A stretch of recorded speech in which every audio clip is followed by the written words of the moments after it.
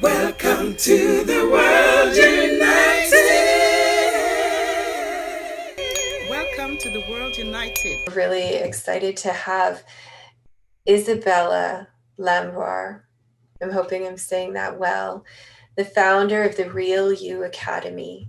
Her topic today is the peer-to-peer resiliency and mindfulness training for children. Isabella is the founder of the Real You, a nonprofit organization with its mission to empower the next generation through a creative peer-to-peer resiliency training where children easily learn from one another and therefore are more engaged in the learning process. Isabella's own struggles in school compelled her to create a program to equip children with a bully-proof vest, providing children with the necessary skills to gain greater mental health and emotional well-being so they grow up to be healthy and happy adults. This innovative program strengthens children's self-worth by teaching different mindfulness strategies that expand their minds, making them unstoppable. Thank you for joining us, Isabella. Thank you so much. And thank you, Neil, for a wonderful segue from love, Beautiful, beautiful. Thank you. Thank you. So before we start, I actually would like us all to take a few deep breaths together. So if it's safe for you to do so, I invite you to close your eyes and just take some deep belly breaths, breathing deep into your belly and just letting go of any distractions, anything that you think you need or you should be doing right now. There's really nothing else than the present moment you're in right now. Feeling into your body and find your heart. And know that you are connected with all of us here.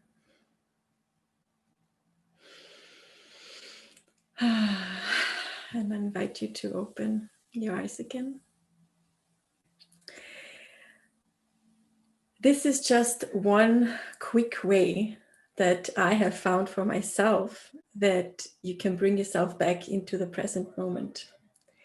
And my intention today is to show all of you how we can teach children with a new approach, the peer-to-peer approach, to do the same when they are faced with difficult situations, how one of the strategies can be to just breathe and bring yourself back to this moment and this moment and this moment.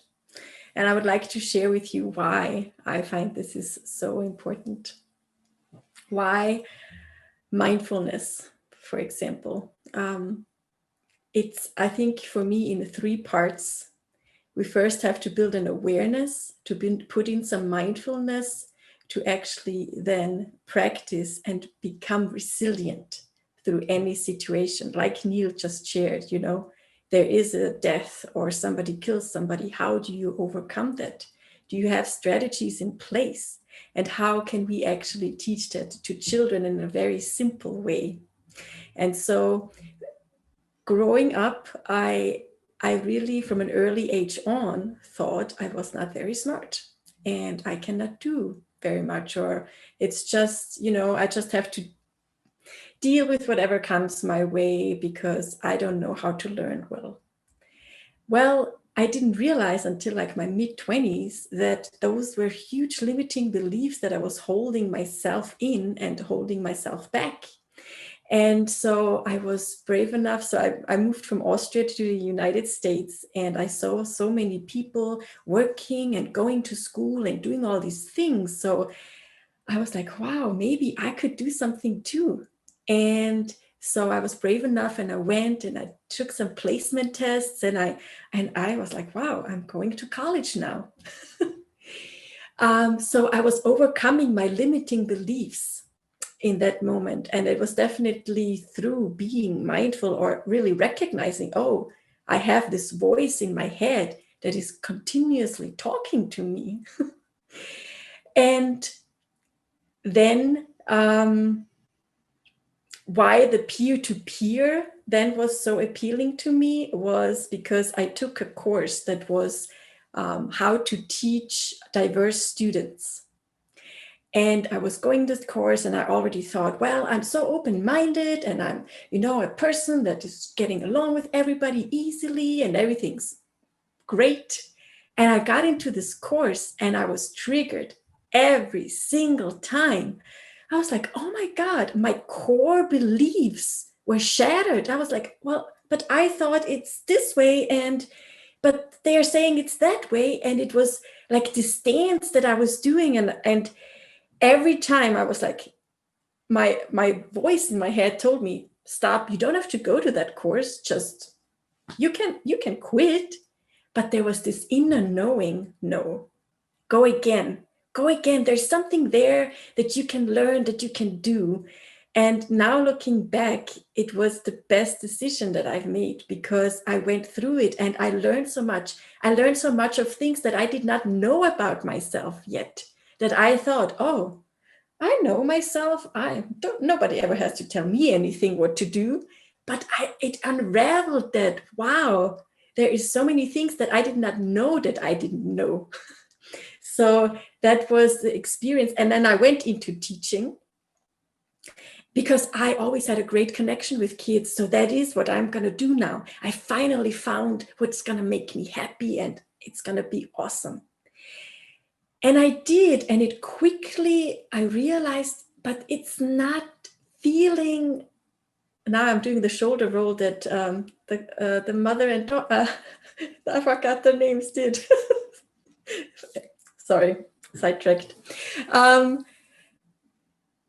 I realized that is not the space where I can serve best, because it's again this, I'm the adult and I tell you children what to do. And it just didn't sit well with me. And I was like, what can I do? What can I change? What is it that's missing here? And then I joined an online educational platforms and I was opened up to the wonder of the internet and everything you can do here, which I thought also I knew, but I didn't. And so we created this online peer-to-peer resiliency training, where really with the click of a button, we know everybody is so busy nowadays, right? But so where either teachers or caregivers, families can either watch together or just have the children practice themselves. And it's supposed to teach children from an early age on. So they might not have to go through all the limiting beliefs that I have. And still, I thought I overcame some, but there's some still there. So it's this dance. And how can we get there where we can really teach children to drop into themselves much earlier and grow up with this belief, oh, I can breathe and bring myself back, or I can move and shake and really get this energy out and know that it's okay if I do it in the right way. If I go and hitting somebody, yeah, that's again, not so good. But if I can just be here and punch a pillow or do something, I can get that energy out and release it and then be again in my center. And so my vision, because we did it via video, and is that every child all over the world can benefit and see this program and benefit from it, take in what works for them and leave the rest. Like Neil said, you don't have to believe anything I say here. What do I know, right? And it's just a new way of looking at it, or bringing presence and awareness to the world. And so we have researched many different tools like breathing, like imagination, because with children, they're still so in their magical world, and for them to embrace it. Affirmations or doing mirror work or EFT tapping. So we have like many different modalities in there. So whatever works best for your child or for your classroom, you can take it and use it. And and just help us all create this, or empower the next generation, really lift them up so they feel, they know that they are the center of the universe and they are special and they can just do anything that their heart desires. And another thing that's really that works with that, and that I see now with myself, it's the difference between, am I going to react to a situation or am I going to respond to a situation? And if we have these tools and we grow up and we know with just a single breath, I can calm myself. I don't have to react and call you this name or do that or slam the door or punch somebody. I can choose to respond. And how I choose to respond in any situation is always up to me. And so that's what I wanted to share with you. Thank you so much for having me and listening. Thank you. Thank you, Isabella.